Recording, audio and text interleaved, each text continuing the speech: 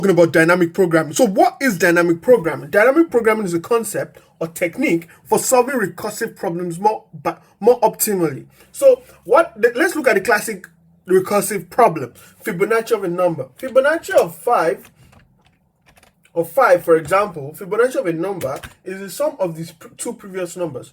Of the Fibonacci of these two previous numbers. So that Fibonacci of 5 will be Fibonacci of 4, right? Minus 1, that's n minus 1, plus Fibonacci of 3, n minus 2.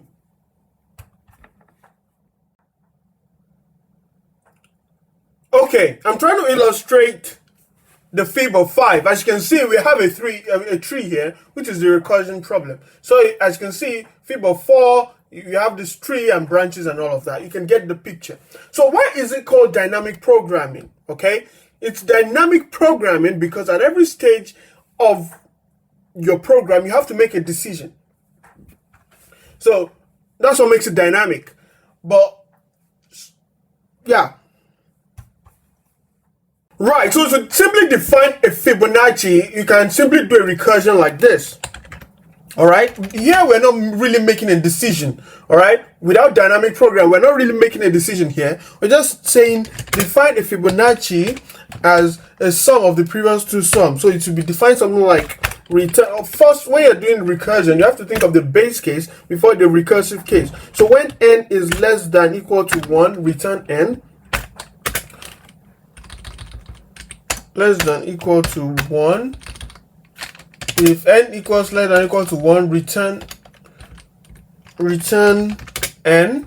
Okay, and then the recursive case is fib n minus 1 plus fib n minus 2. All right, we're not making a decision here. We're just saying go through the entire list as I've shown in the previous image. Let's test this out. We have Fibonacci, we've already defined it. So fib of 9, because it's the 10th Fibonacci. All right, so don't forget, Fibonacci looks something like this. It looks like this: 0, 1, 1, 2, 3, 5, 8. That dot. All right, that's what it looks like. So the 10th index in this Fibonacci, right? So if you count 1, 2, 3, so because we're counting from 0, this will be the 10th one. This should be 34. All right, so if you don't know what I'm running this on, this is colab.google.com. You can sign in, colab.research.google.com. You can sign in and use it to run your Python code at your leisure. So I'm just going to run this code. I'm just going to comment this out. Yep. So I'm just going to comment that out, and Fibonacci fib of 9 should be 34. All right, I'm just going to remove it totally. All right, this is causing errors. Should be 34. Right. But one thing you need to know about this Fibonacci is this thing is our current implementation without dynamic programming it's worse. It's bad because the implementation has a runtime of 2 raised to the power n. And why is it 2 raised to the power n? You might ask. Because you're coming down here, all right? You've calculated fib of 2, which is 1, and you go through this entire thing, right? You trace it back down again, all right? You've already calculated, because we are repeating. What I'm trying to say is because we are repeating calculations that have already been done before. We are repeating calculations that have already been done before. So here we are repeating fib 2, fib 2, fib 2, fib 3, fib 3, fib 3. All right, and so if we have a way of storing that, and we say, okay, if you find this, make this decision. No need to go down the tree. So imagine if you had gone down first, because this is depth first search. Okay, so you're going to go down like this before you come like this, then like this. So you get the idea. So assuming if you've gone depth first, you've calculated every of these things, right? So, and you've stored them somehow, and you're able to retrieve them. So once you're here, next when you're here, and you're saying fib 2, it doesn't need to separate or fork into these branches. You can just go back into wherever you stored it and pick it out. Same here. You already calculated fib 3. It doesn't need to fork into this branches. You can just pick fib3 from wherever you store it, and that's dynamic programming, making a decision. All right, but what we really have here, no decision is being made. We're just going through the recursive problem step by step. Okay, so now so there are two techniques with dynamic programming. One is called memoization. All right, and let's look at memoization. Similar to a memo, right? If you work in a company, your CEO sends out a memo on a Monday morning that you have to read or something like that. So this is similar. All right, so next we're going to be looking at the memo implementation of this. All right, so let's call this fib underscore memo. Okay, and this is the dynamic programming part. So of course we have n, and we're going to be storing our results in the memo list, and I'm going to call what that memo. All right, so what essentially we're going to be doing is, if we're going to be storing our answer, all right, so let's do it again. All right, the base case is if n is less than or equal to 1, return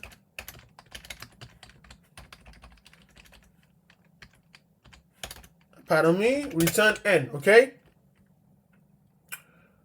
oh yeah, I forgot the dot here. Okay, return n, that's the base case. Then the recursive case is fib. Now we're doing fib memo, all right, and n minus 1 comma memo, don't forget that,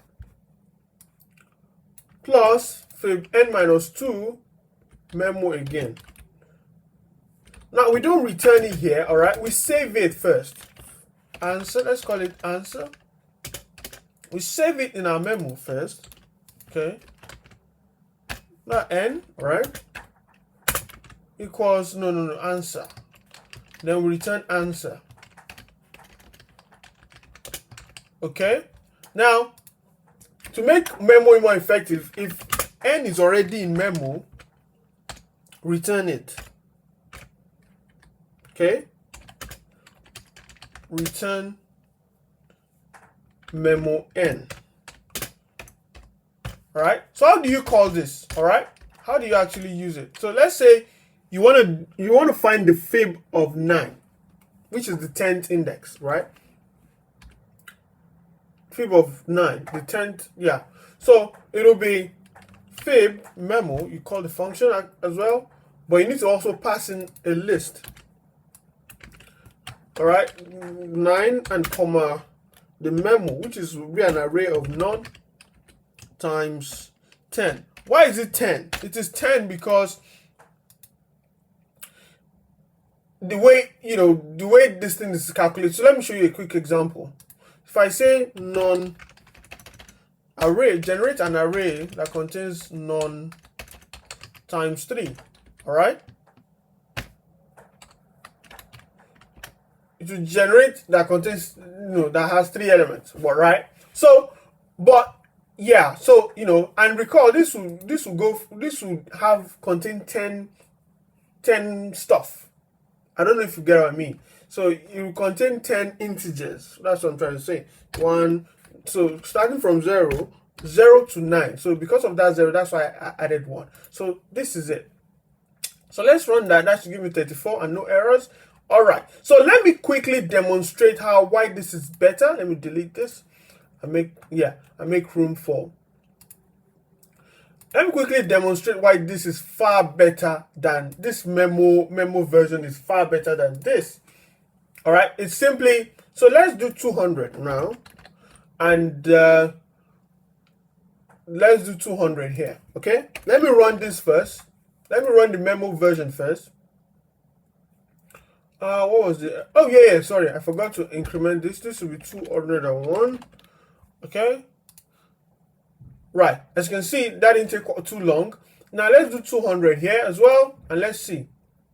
As you can see, it's taking almost forever just to do that. So you can instantly see the advantage of this. This has a runtime of 2 raised to the power of n, and this has a runtime of just n, but a space complexity of of n as well, which is the same as this, right? But this is just way better. All right. Now the final one we're going to look at, which is far better than this one, all right, is bottom-up approach. Bottom-up approach. So bottom up. So what is bottom up approach? It is simply, so the bottom up approach is a technique for beginning with the end in mind. Essentially, you're looking at the end and you're saying, okay, how do I build a solution from the end?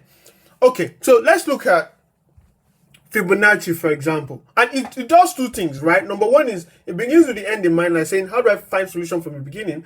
And also solves one very nasty problem that is facing this memoization approach. This memo approach is that if you're using recursion like this, at some point you're going to run out of memory. So let me demonstrate what I mean by that. You're going to run into Stack Overflow. 2000.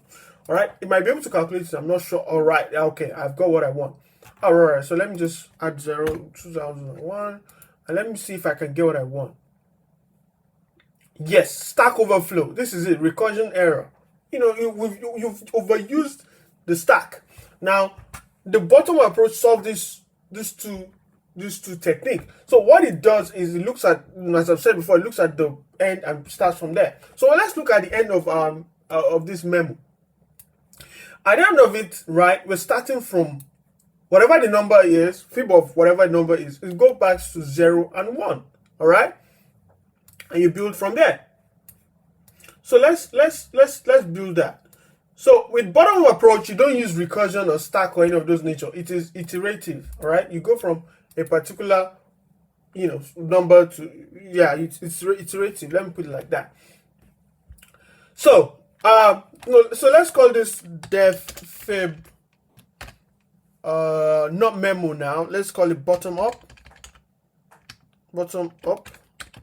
and n. Okay, now here, of course, we also have a memory. All right, there's also ways you can optimize it. Different depends on the problem. Some for problems, because you're still going to be storing whatever you're using. Okay, but so some problems you might use an array. All right, some problems you might use a hash map. Some problems you might just use pointers. Okay, so I'm just going to demonstrate how you do this using an array first, and I'm going to optimize it some further down. So let's say we have, all right, remember what we're generating is, let's call this dynamic programming equals to this, and this will be n plus 1. Okay, remember the reason why I stated earlier. And then we're going to say dp at index 0 equals to 0, dp at index 1 equal to 1. Okay, so we're going to say for I in range 2, because we've used 0 and 1, I in range 2, n plus 1. We're using n plus 1 because n plus 1 is exclusive when you're dealing with range. So if we say if you do range 1 to 3, it is 1 exclusive and the end exclusive. So it will print only 1 and 2. So what I'm trying to say is, for I in range 1, 4, print I. Yeah, as you can see, so it's 4 is exclusive. That's what I'm just trying to say. Okay, now for I in range 2, all we're going to be doing is we're going to be saying dp, the previous one, no, dpi of index 2 equals to dp of the last 2. So dpi minus 1, I minus 1 plus dp I minus 2. Okay, and then that's it. And at the end of it all, you just return dp n, dp of n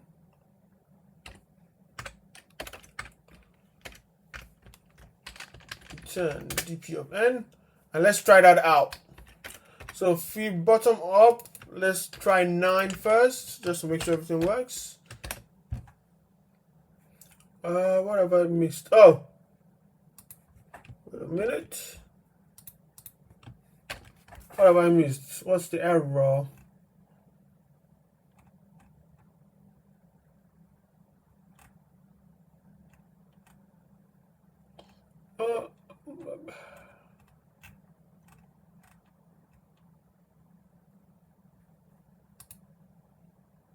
Right. So yeah, that was the brackets that was missing, and yeah, fix that. So bracket 9. So yeah, essentially that's what we're doing. So if you say in the of 9, yeah. So now we're here. So let's compare this, because this ran into an error. This we don't run into an error. So let's do 2000 for this.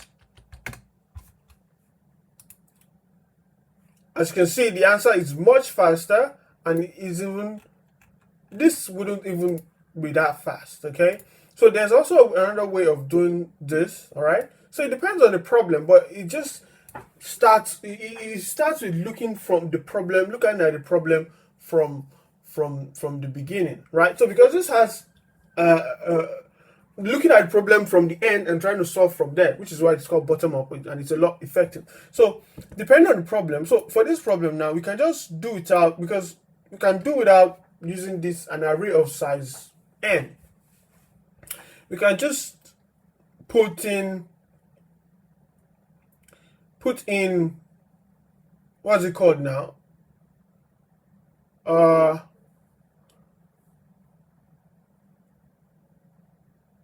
We can use two pointers, or two variables, shall I say. And I'm going to call them previous and previous. Okay? And it's going to be, previous is going to be 1, and previous is going to be 0. So imagine the Fibonacci is like this. It's like 0, 1. So this is previous, and this is previous. 0 is previous. That's what I'm trying to say. So instead of doing this, which is a lot more efficient, not only is this going to be linear time, the space complexity is just going to be constant, because you're only maintaining two variables. So previous, let's just call this temp. Let me call this temp, and it will be this plus this. Okay, previous plus previous, because that's the definition of Fibonacci implicitly. I'm just going to return previous here, and you'll see why in a minute. So temp, and now previous will now become the new previous. I hope this is not too convoluted. And temp will be the new previous. Yeah, temp will be the new previous. Yep, I hope that is working. So let me try again and correct any errors if they arise. Right, so that's perfect. So as you can see here, we're not maintaining an array, just two variables. I was starting from the end, and we rose up to the where we needed to go. So if I do 2000, this one, by the way, is in fact I can do 20,000. All right. Is a lot faster.